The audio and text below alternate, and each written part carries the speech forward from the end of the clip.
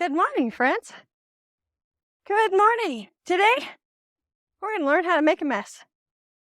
We're going to talk all about messes and why they're so important to make. Some of us have a mess profile where you're not allowed to make messes. You weren't allowed to make messes. Messes freak you out. And then when a mess does happen, it's even worse. My name is Ann Ferguson, and this is a walk and talk that I do every weekday morning. And I'm a hot mess a lot of days. Then I decided that I like my messy mess. So it rained. I was watching grandbabies, and just like her mommy, she ran out, my little girl ran out to go play in the rain. Her mom used to just bolt out the door the minute the rain would happen. And that's exactly what happened. She had her coat on, she had her boots on, and it was like nostalgic to watch her run around and play. Then the mischief happened. She found a mud puddle. So, of course, she had to get in. She had to stomp in it. And then her little sister, who was following suit, put on her snow boots. They go, "Put it on slow-mo, Grim. Put it on slow-mo." And they jumped and splashed in that mud puddle. And there was a part of me that went, "Oh, all that mud, all that mess, all that dirt." And I took a deep breath and I went, and what a memory. See, I could have stopped the mess right then and there. Said, no, no, no, no, no. We do not make messes. You girls need to come in the house and then sit in front of the TV. You know, be calm. And instead, I took a calculated risk. I evaluated the situation, what was going on for the rest of the day, how much mud was going to actually happen. And I know these two little girls, they were mud puppies, man, laying down in it, smashing it in each other's hair. They had a full-on mud fight. And they giggled, and they laughed, and they played. And I was able to shelf the emotion of, holy crap, this is going to take a lot to clean up, so that I could stay present in their glee. I witnessed full-on joy. Full-on joy. They weren't made wrong for being messy.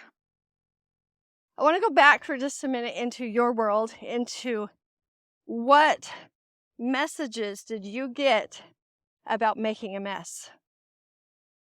So there could be the, we do not do that. We don't get dirty. Change your clothes right now. Wash your hands right now. All the pristine stuff, right? Because they could see the mess that was coming. Some of our parents weren't allowed to explore, right? Or did you have the ones that let you explore, let you have fun, let you play? Or did you have the ones that did not take calculated risks, and all there was play, and they left destruction in their wake with all of the play? Those different profiles will shape the way that you think about messes. And I'm not just talking mud. I'm talking about the messes of your life. What I know about creation is that it is messy. Anytime I'm creating something, it does not come out pristine. It is always messy, whether that was dance, and I had the music and I had the girls, and then the girls didn't show up, and so I'd have to re-choreograph, and it was just messy until we got on the stage. And in our lives, how many of you have gone into that full-on hot mess in your life where everything is messy and you don't know which way is up and you don't even know how to clean it? Because I have so been there. And it happens at different degrees. As I choose to up-level, as I choose to change and grow, there's a new level of mess that shows up. And what I've learned about it is that Sometimes you got to get everything out there to discover what you want and what you don't want. And you discard the things that is not supportive of the creation. And that can be in your relationships. That can be in your business.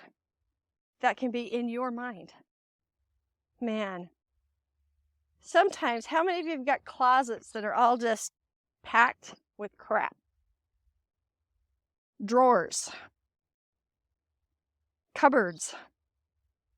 When it's all contained, it looks like there's no mess. It looks like you're super clean and organized and got it all together. I dare you to pull the mess out and start sorting through it, because that is what happens when there's a mess in our lives. It gets really messy. You know, looking like everything's okay, it can only go so far, because once in a while you're going to have to go into that pantry and sort through the stuff that is the mess behind the closed door.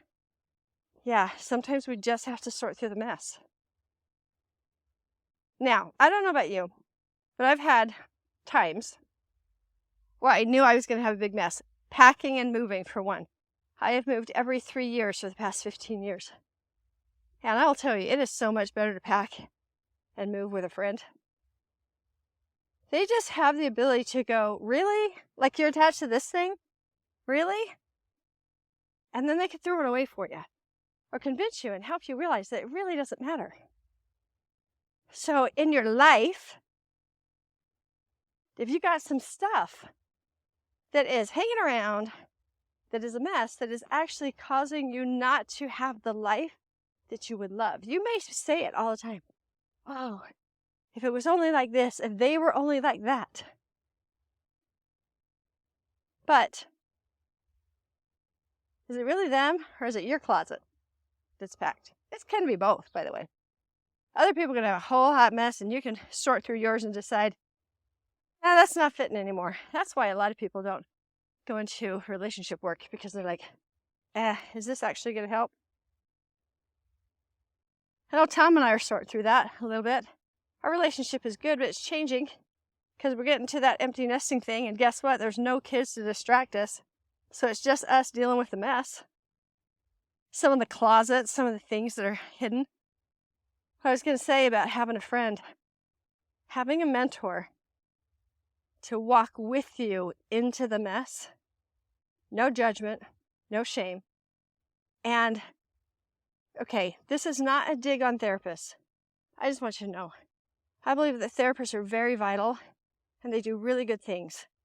I had a hard time with bringing up the memories and all of the emotion, and then ding, time's up, see you next week. Then I'd go home all raw and messy. It's like the friend that comes in and helps you dump everything out and go, oh shoot, I gotta go, I'm sorry, and leaves you instead of helping you sort through and get it put away before the kids and everybody gets home, right? So a mentor actually stays around like a friend, hangs out, works with you, looks at the mess with you, doesn't judge you in the mess, doesn't judge you on why you kept the thing you kept. Whew. Do you know what that does? Makes you not afraid of messes. Do you know what happens when you're not afraid of messes? Two things. One, you keep only what you want, and you are free to play. Calculated risks is the place where fun and a fulfilled life have a baby. See, if you're too afraid to make a mess, you stay stifled and shut down. If you just make a mess, not caring how it impacts anybody else or any other thing,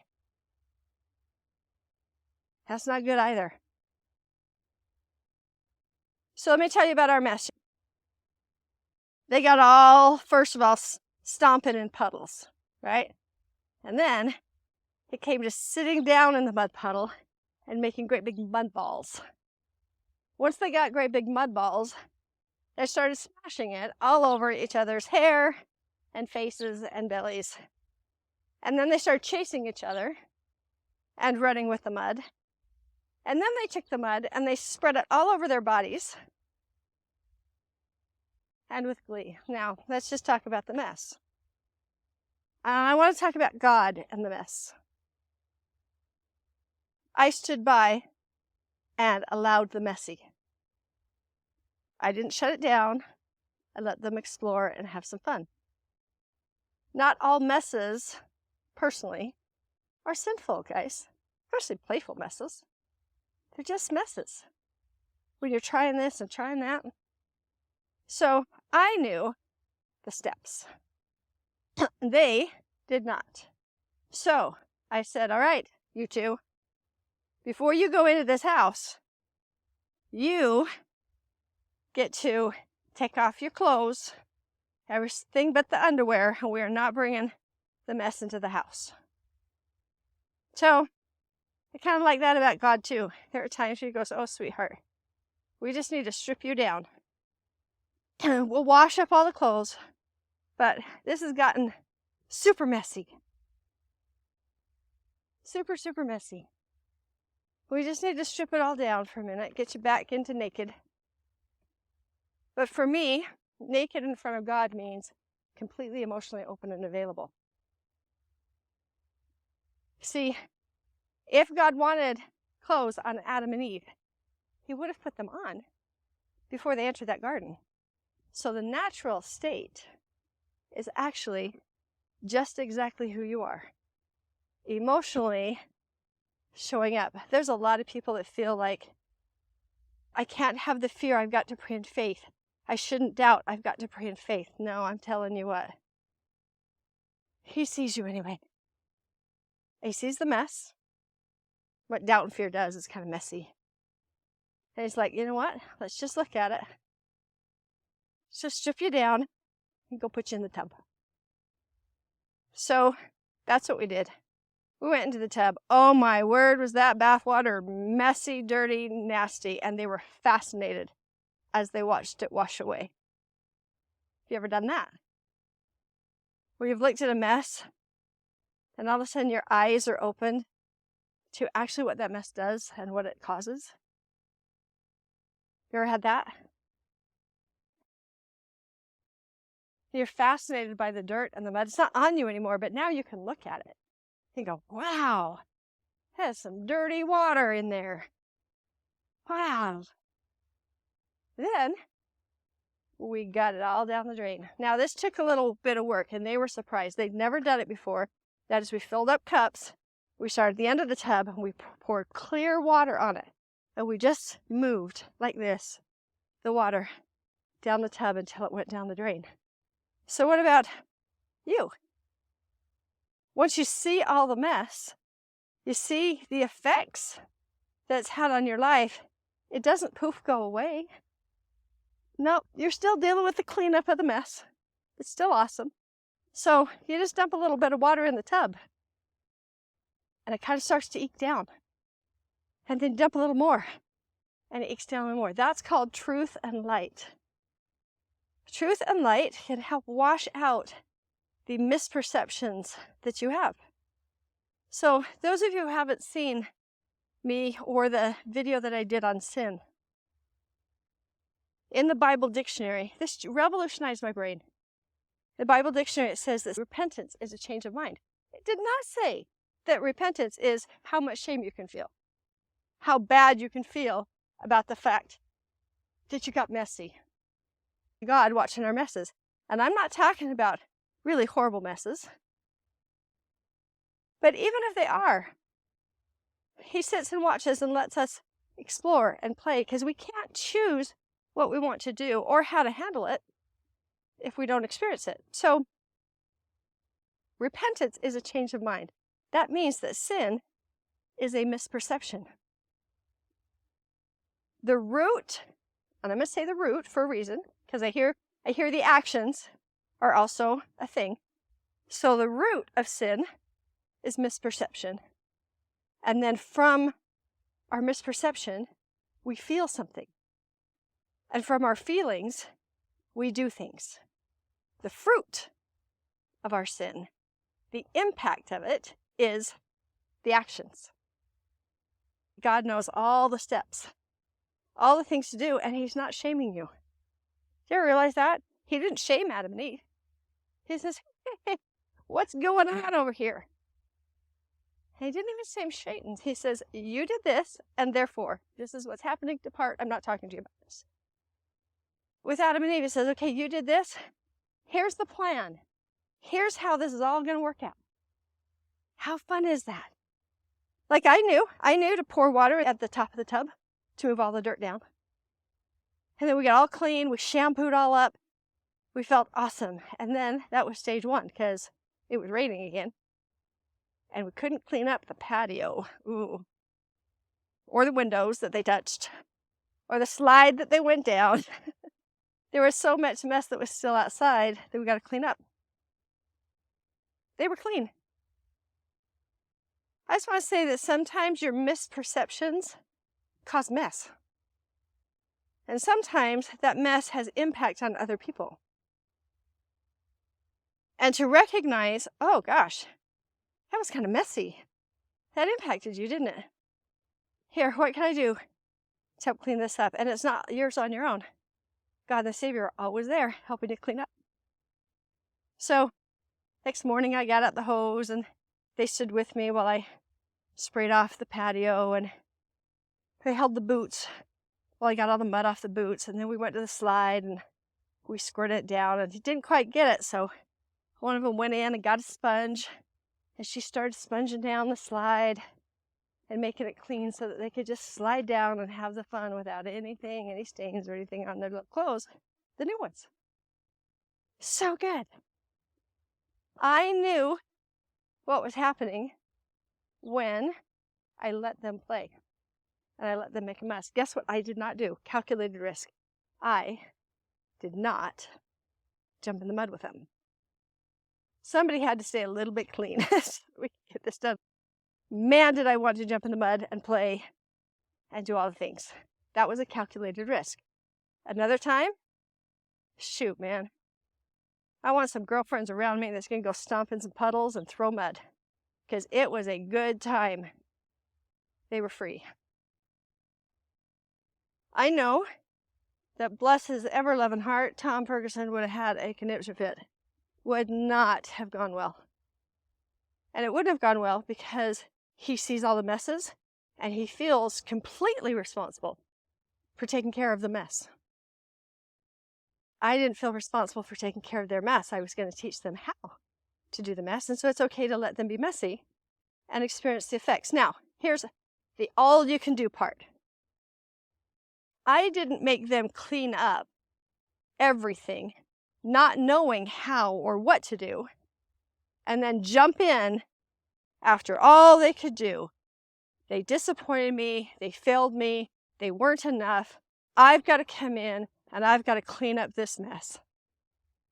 That's what our brains interpret the after all you can do part. That is not true. So they played, they got messy. This is anything, this doesn't even have to be sin, guys. Anything that we do, especially when it's new, it's going to make a mess. It's going to be messy. And that's part of the fun. Just making it messy and knowing that your God is right there, who's going to go, yep, that's not quite right. How about we do this? How about we do that? After all they could do was with me standing right there with him. I was standing right there with him the whole time. So when it was time to come in and they were done, after all they could do, they didn't even know where to start. So I stepped in. First thing we're going to do is take your dirty clothes off. They did that part. They did. They got their clothes off. But guess what? The clothes weren't clean. After all they could do, we still need a washing machine. So after their baths, we went and got the clothes. We ran them through a quick wash. And then we ran them through a full wash. After all they could do, I had the plan of knowing what they needed. And I could say, okay, step one, take your clothes off.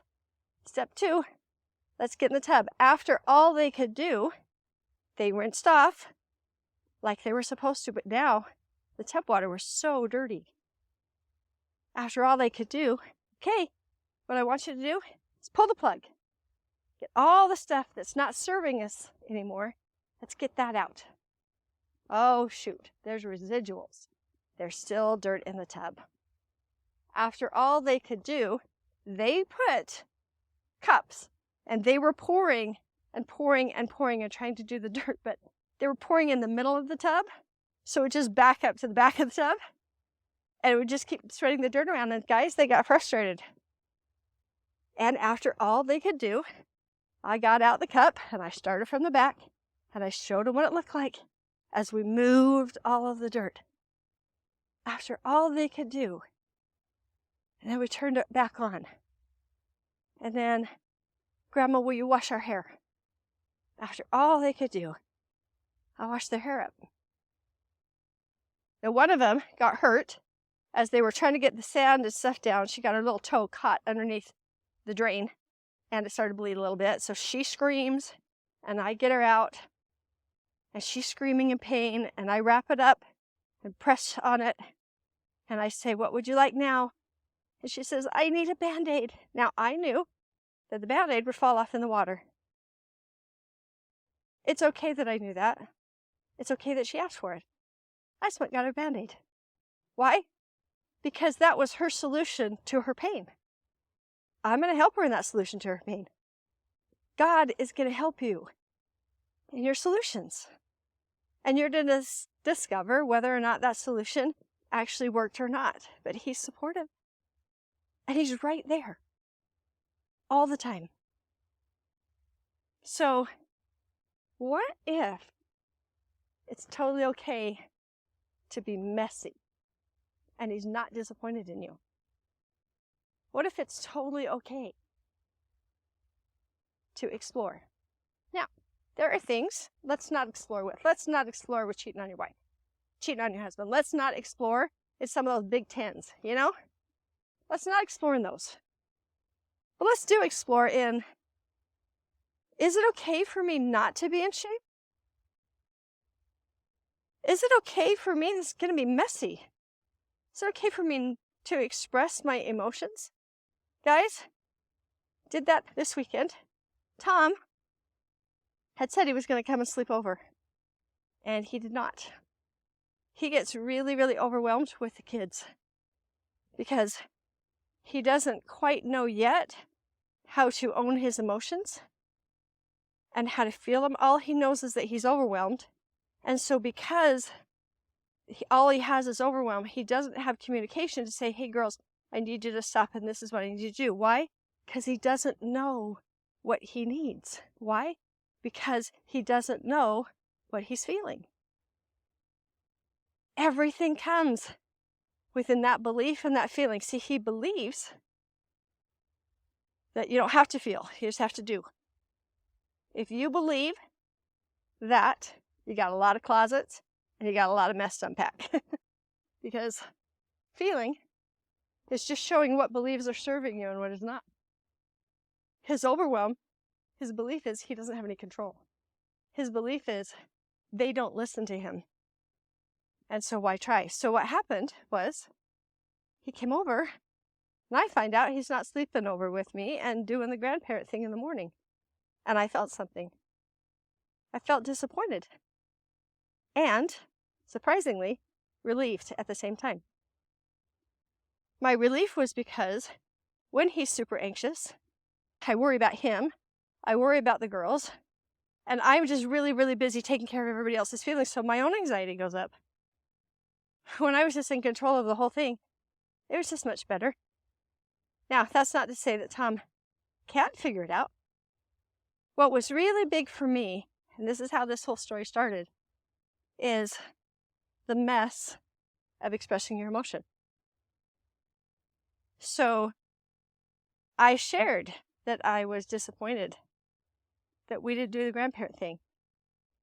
And I shared that I was relieved because when he's in that state, it's no fun for anyone. And he came back with, I knew it was going to be messy. Knew it was going to be messy. He came back with, I'm overwhelmed right now. I don't even know what to say or do. Now, those of you who know me, who've been following me for a little while, you know there's like an emotional scale that you can kind of rate how overwhelmed or how upset or how sad or how frustrated you are. And depending on that scale, there's different things to do. He was at a level 4. If you're at a level 4 or level 5, you do not have massive conversation. You don't try to work things out. Nothing is going on there. It's just your brain is shut down because you're in the emotional spin. You cannot think. Don't even try to have a conversation at a 4 or 5. So I didn't. Instead, I named it. I said, I think you're probably at a 4, and you have been since last night. So he said, I don't know what to say or do. And I said, the only thing to do is to do whatever needs to be done so that you can bring that spin level back down to a 2 or 3. And then I claimed where I was because he felt responsible for my emotions. Guess what? He wasn't. I was just speaking them. I feel disappointed. I feel relief. I didn't make him his. So I said, I am at a 1/2. You're okay. Looks like you need to take care of you a bit. I didn't say this, but we know it. I am not responsible for his emotions because I'm not response-able. He could stay at a 4 for days if he wants. I can do all the right things and he can still be spinning. I am not responsible for bringing that level back down to a 2 or 3. And it's not that he gets to ignore his feelings because that just stuffs him in that closet of mess. It's like, oh, so what's happening is that I am overwhelmed when I'm around the kids. Now, we both get to look. It could have been really, really messy. We've been practicing this. We've been practicing cleaning stuff out, looking at it, and putting it away without a lot of destruction. That is not how it started. It is what I've learned. It's what I teach. How to stay present when big things happen without experiencing or responding, which is the big thing, the reaction with an emotional charge. Did I feel the disappointment? I did. I felt disappointed. I could have just gone on and pretended like I didn't, and then just been kind of passive-aggressively mad the next time I was going to go over and ask him if he wanted to sleep over, and then remind him that he dropped the ball and he didn't sleep last time over like he said he was going to, and so now he owes me. And I could do that. Think about that. Do you do that? Instead, I shelved my emotions of disappointment, and I stayed present with the grandbabies. And then in a quiet moment, I went, what am I feeling about Tom right now? How am I feeling disappointed? Yep. I'm going to touch disappointment. This is what it feels like when I'm expecting something and then it's changed. This is disappointment. It's interesting. And then he said, I am overwhelmed and I don't know what to say or do. And I went, so glad he shared that he was overwhelmed. That helps me have a little bit of vision about what's going on. And now we can go, what do we do as a couple so that we can be grandparents and he can not be overwhelmed so quickly and I can not feel like I'm alone in the grandparenting. So you can only do that if you make the mess. Because that's like throwing everything out into the middle of the room and going, all right, what do we want to keep? Want to keep space where I have the girls for a certain amount of time? Do we want to keep coming over and watching a movie and then sleeping over and doing breakfast and then leaving?